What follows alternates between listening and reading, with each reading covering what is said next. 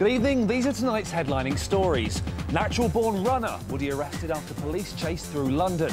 Blood on the dance floor. Jacko fights with record bosses over claims they're shafting singers. Plus, mend it like Beckham. Japan in breakdancing frenzy after England's historic win. Colin Patterson is live in Sapporo.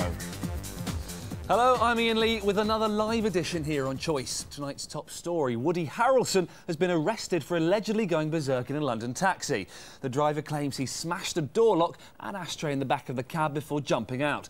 He was finally arrested in Sloane Square after a Keystone Cop-style chase involving 14 officers. The Cheers star reacted by saying, "I have the greatest respect for ashtrays. They perform an important function in our society." Claire McDonald says, follow that cab for Liquid News. Woody? You betcha he would. It seems the star of the Thin Red Line may well have stepped over it on a night out in London. And what made Woody blow? Well, it involves a cab, an ashtray and a well-known celebrity hangout. China White here in London's busy West End is where all the celebrities come out to play. Woody was here on Thursday night. He was socialising, he was having a few laughs with a few mates, but it was when he left and got into a cab that things started to go pear-shaped. Now, it's thought that on the way back to his hotel in Chelsea, Woody had a slight altercation, shall we say, with a cab driver, which meant he got out of cab 1, got into cab 2, but not without roughing up the ashtray first.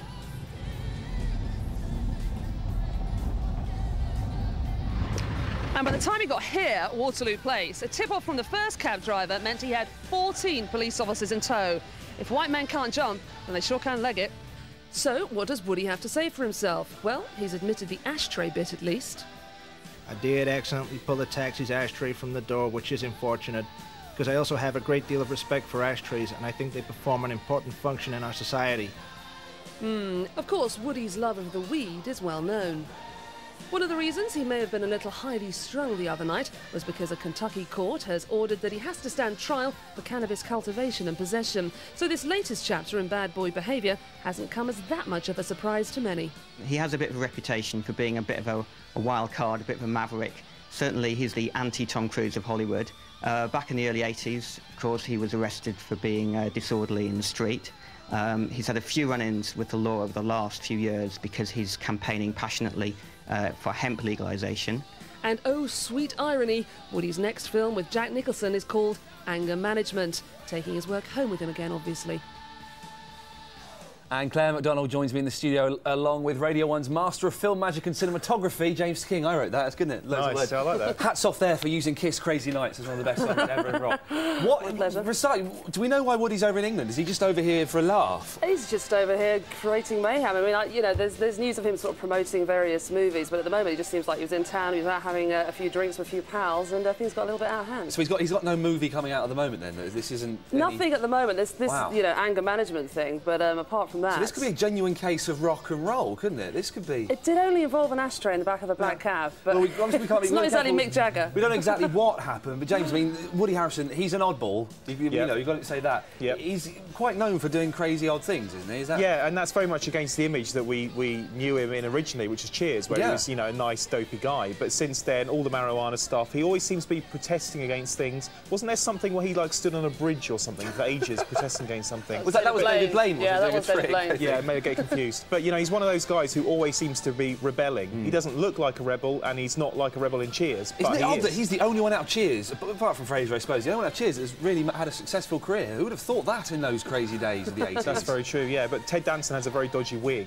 Well, now, is that legally been proved, can we say? Yeah, that is actually a fact. Ted Danson does have a very bad wig, and was in the film Loch Ness, of course. Yes. Do you think this is going to damage Woody, or is this going to make him more hard man and more cool? We're getting used to it, aren't we? I think we are getting used to it, and also, you know, on the marijuana thing, I mean, he's actually making quite a serious point about hemp and this test case in South Kentucky at the moment. He's saying there's a national fibre shortage in the country, and if you legalise this, everyone's going, oh, you know, he just wants to smoke it. But he's actually a very, very keen environmentalist. He's won loads of awards for it. And so, you know, maybe sometimes he's kind of unfairly harangued on that count. Hats off to the Harrelson for his hemp campaign. Some breaking up news coming in now. J-Lo and dancer hubby Chris Judd are reported to have split after just 9 months of showbiz wedlock. Stop laughing. The Associated Press news agency says the bootylicious pair have parted amicably. That means nothing was broken. It also says they've got no immediate plans for divorce. Chris Judd once shook his tush in J-Lo's video "Love Don't Cost a Thing," and that's probably now how much he'll get. Ryder is facing the rap after a judge ruled she must stand trial for shoplifting. Beverly Hills Court decided that there was enough evidence to prosecute Winona for grand theft, burglary, vandalism and possession of a controlled drug. Our West Coast correspondent Alex Stanger sat quietly in court for Liquid News. Reality has finally bitten Winona. After joking on national TV and posing in a free Winona t-shirt, the actress is finding herself centre stage in a courtroom drama. Enter her legal lead-in man, Mark Garrigus, who in true screenplay fashion has all the right lines. What I am gravely concerned about is why the DA has decided to do this to her. Why have they decided to pick on this woman?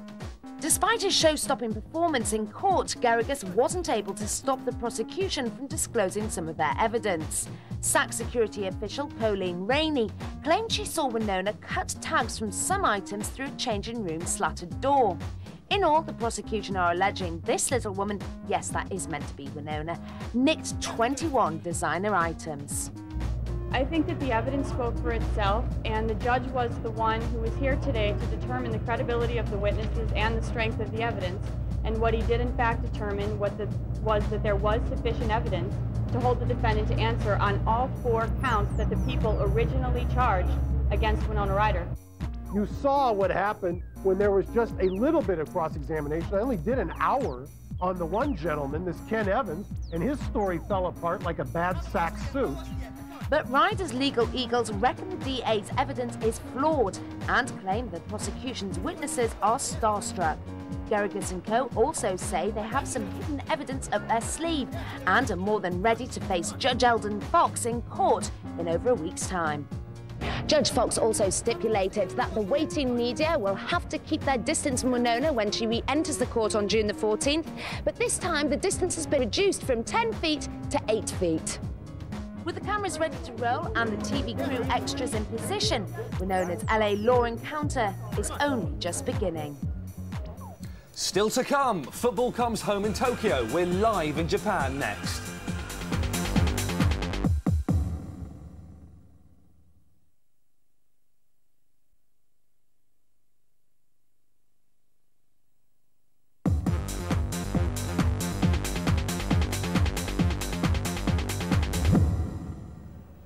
Man, in the parallel universe that is my world, I'm now joined by Sooty and Sweep.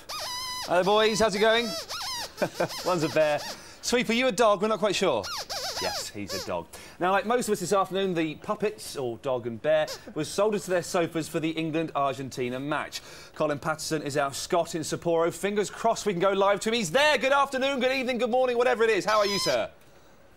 Scotlando Dojo Shimas, Iain. Yes, we've 4 o'clock in the morning over here. The first editions of the local paper, the Hokkaido Shimbun, have just hit the streets. It's a whole 2 pages long, and this says England wins, and this says Beckham does it with a penalty kick, and this says chicken breast with prom sauce. Only faintly racialistical we can get away with that. Are all their newspapers look like they're hand-drawn individually? Is that the case over there in Japan? Is it? Yeah, there's a story I don't understand on the back page. It says, Alex, Sandy or Alison, who's for the Big Brother chop? I don't understand what that's about at all. Sounds crazy Japanese. Is there anything else going on? Obviously, it's an exciting time. England have beaten a football team at something else or other. What's it like over there? What's going on? There's quite a party actually going down about 2 blocks away. That's why, obviously, I'm here.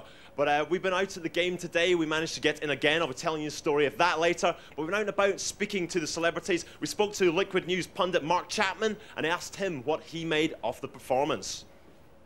The hero of the night is obviously going to be Bex, isn't he, really? Just for everything he went through 4 years ago, for him to put all the responsibility on his shoulders and for him to take that penalty, although it was a crap penalty, but at least it went in, and that's all that matters.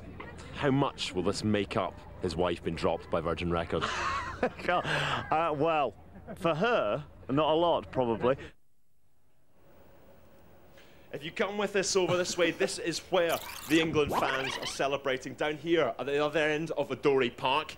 Now, you may think it's going to be England fans, but there's actually about 1,000 of them are Japanese guys in England shirts. The Japanese are absolutely mad for England. One of the reasons they're celebrating is their culture doesn't allow them to act like this way normally, so they're out there dancing and partying on a one-off occasion, acting like Englishmen, and every in an hour's time they'll all be going for a kebab, and tomorrow morning they'll be waking up and having a fried breakfast and reading The Sun.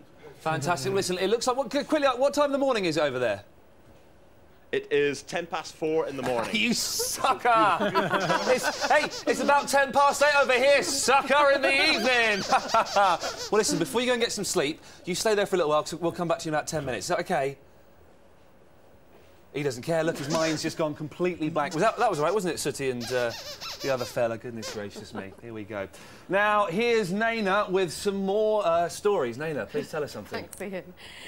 Still ahead, Burke waves bye-bye and tot-tastic telly for baby couch potatoes. It's People News. Early retirement. Michael Burke is loosening his tie and taking early retirement from the 10 o'clock news. The 56-year-old BBC anchorman plans to write his memoirs when he leaves at the end of the year.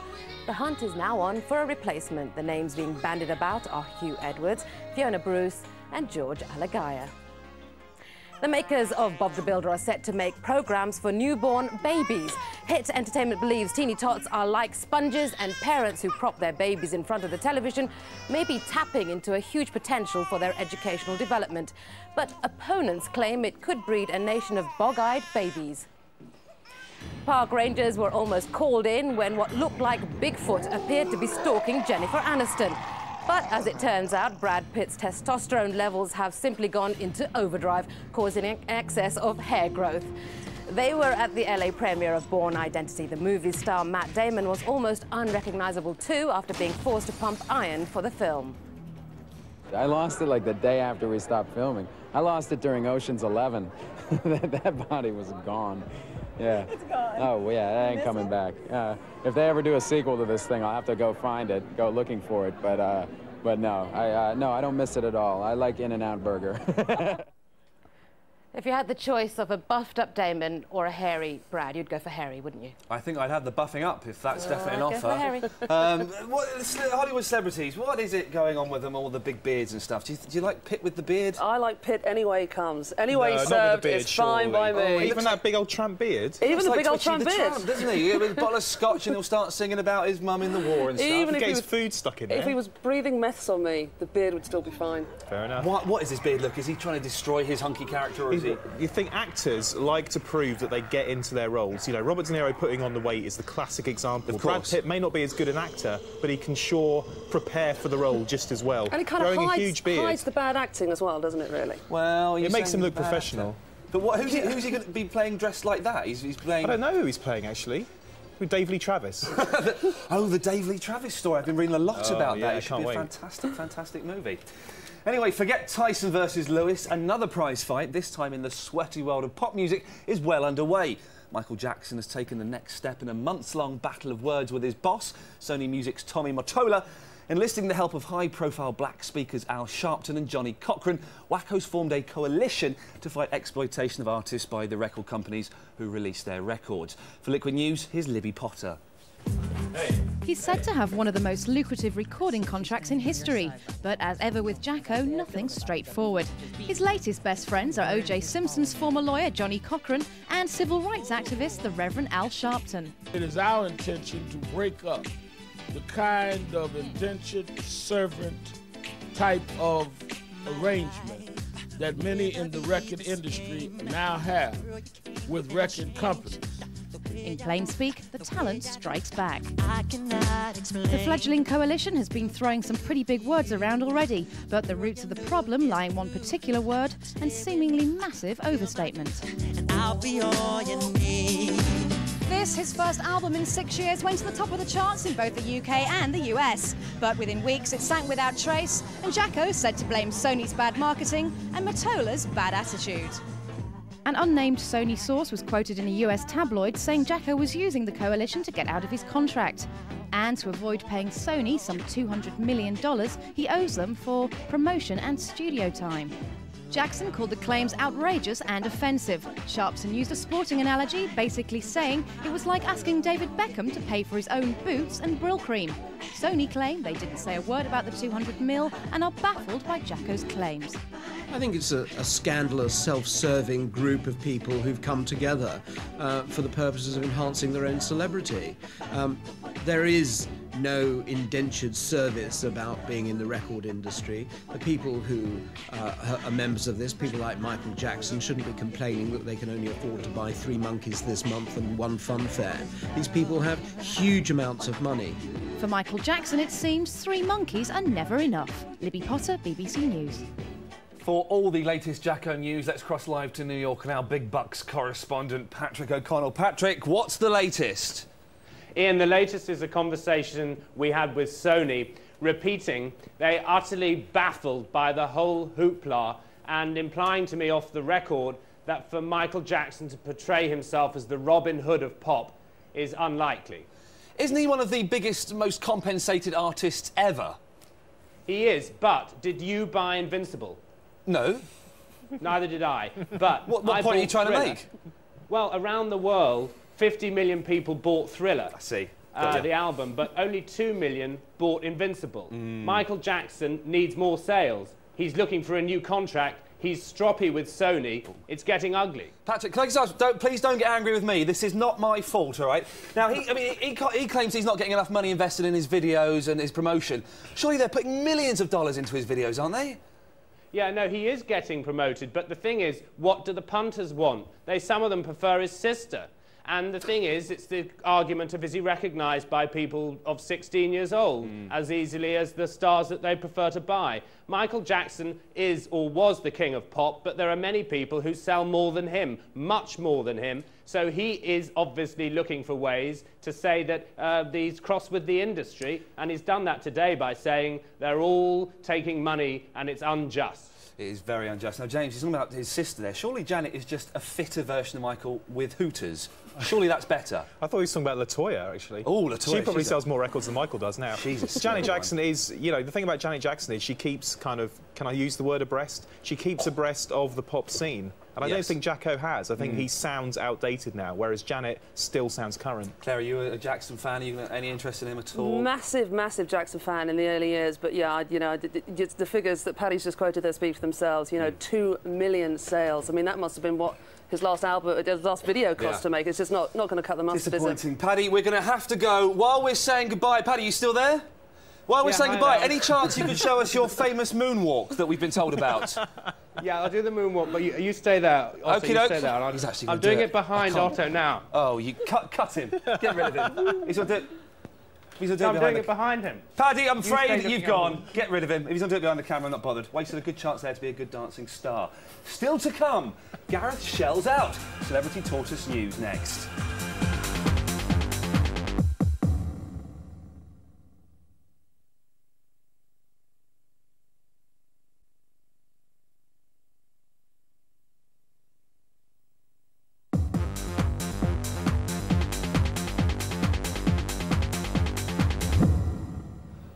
He makes me laugh over there in America.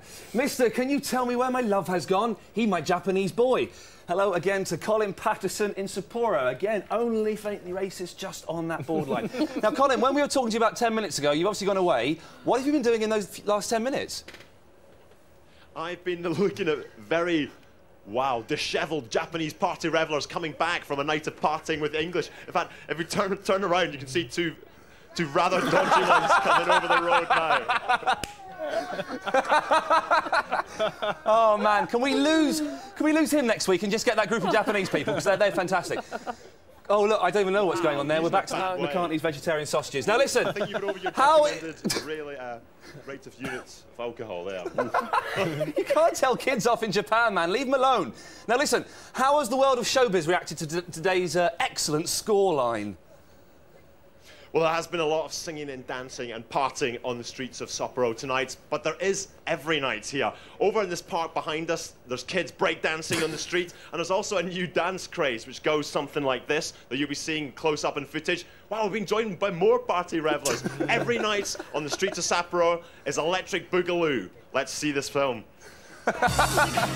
Sapporo at night, where even giant crustaceans are being caught up in football fever. But not everyone is. In the central plaza, a group of kids throw shapes that put even Nigerian goal celebrations to shame. 19-year-old Tomohiro Yamaguchi is the leader of Seed, a breakdancing team more interested in backflips than Beck's kicks, although he does appreciate the importance of being able to use his head. They are oblivious to the fact that they could be watching the latest World Cup action rather than be posing on the pavement. I enjoy dancing over just watching TV. But Tomohiro is obsessed with Germany, if for non-footballing reasons. My ultimate goal and dream is to dance in the World Championships in Germany. And here's Scotland's entry.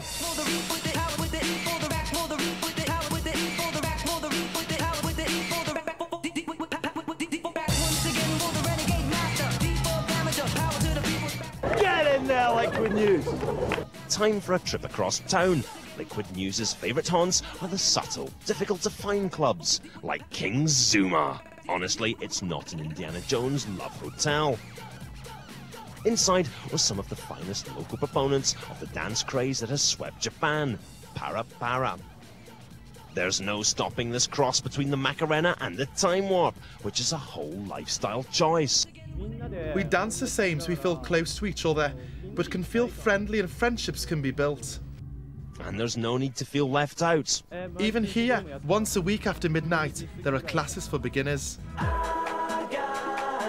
Black lace, all is forgiven.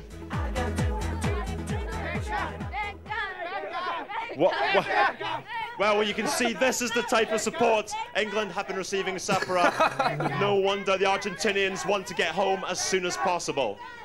Now, you joined that. Oh, there's a man who's taken his shirt off. This has gone absolutely bonkers. Can you control this scene or not, man?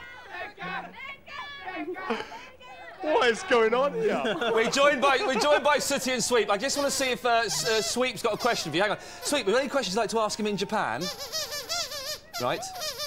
OK. Did you catch that?